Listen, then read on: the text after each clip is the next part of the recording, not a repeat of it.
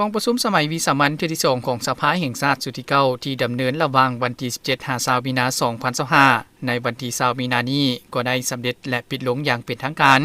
โดยการเป็นประธานของท่านปริญญาเอกไสยสมพรพรหมวิหารกรรมการกรมการเมืองศูนย์กลางภาคประธานสภาแห่งชาติให้เกียรติเข้าร่วมมีท่านทองลุ้นศรีสุฤทธิ์เลขาธิการใหญ่คณะบริหารงานศูนย์กลางภาคประชาชนปฏิบัติลาวประธานประเทศแห่งสาธารณรัฐประชาธิปไตยประชาชนลาว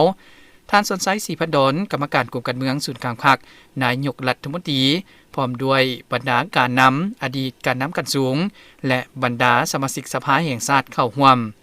ท่านปริญญาเอกไสยสมพรพรหมวิหารได้กล่าวสุนทรพจน์ปิดกองประชุมอย่างเป็นทางการซึ่งมีเนื้อในบางตอนว่ากองประชุมสมัยวิสามัญเทื่อที่2ของสภาแห่งชาติสุดที่9ที่ได้ดำเนินมาแต่วันที่17มีนาคม2025ด้วยจิตใจเข่งฮ้อนที่เต็มไปด้วยบรรยากาศฟดฟื้นแห่งการเสริมขยายสิทธิประชาธิปไตย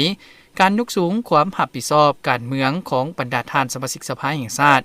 มาฮอดมื้อนี้ได้บรรลุผลสำเร็จอย่างจบงามผลสำเร็จของกองประชุมสมัยวิสามัญเทื่อที่2ของสภาแห่งชาติสุดที่9ครั้งนี้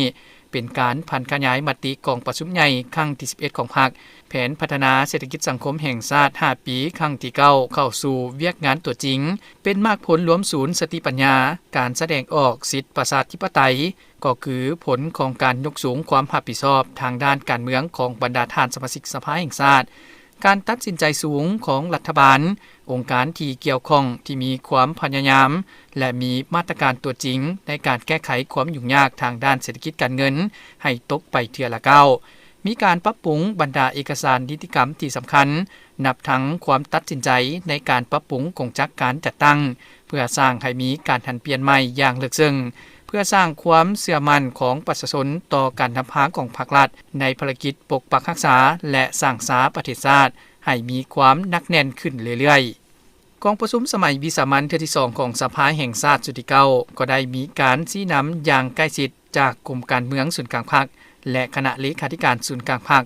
ย้อนความรับผิดชอบสูงของรัฐบาล